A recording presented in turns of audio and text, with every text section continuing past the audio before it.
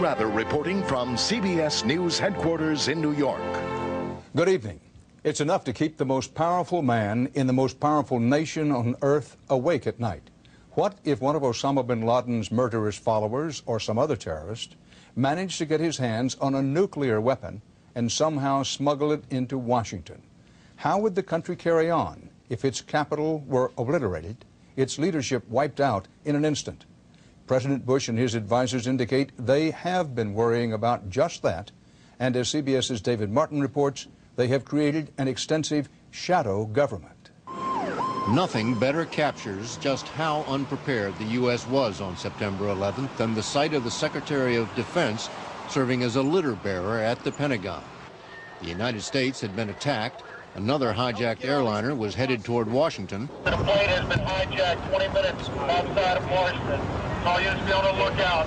And the man in charge of this country's defense was out in the open, a sitting duck.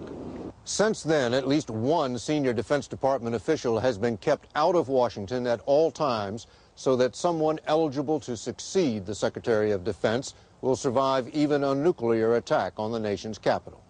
I have an obligation as the president, my administration has an obligation to the American people to put measures in place that should somebody be successful in an attack in Washington, D.C., there's an ongoing government.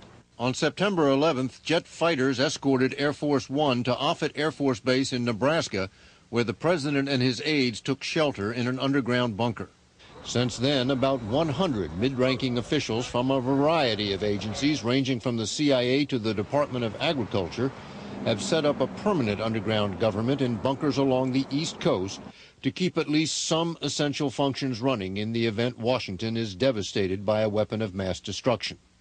It's a doomsday plan straight out of the Cold War, and it's so secret not even the Senate Majority Leader knows about it. Because we have not been informed at all about the role of the shadow government or its whereabouts or what particular responsibilities they have and when they would kick in. Searches of al-Qaeda hideouts in Afghanistan have not turned up any evidence Osama bin Laden ever succeeded in his efforts to get his hands on a nuclear weapon.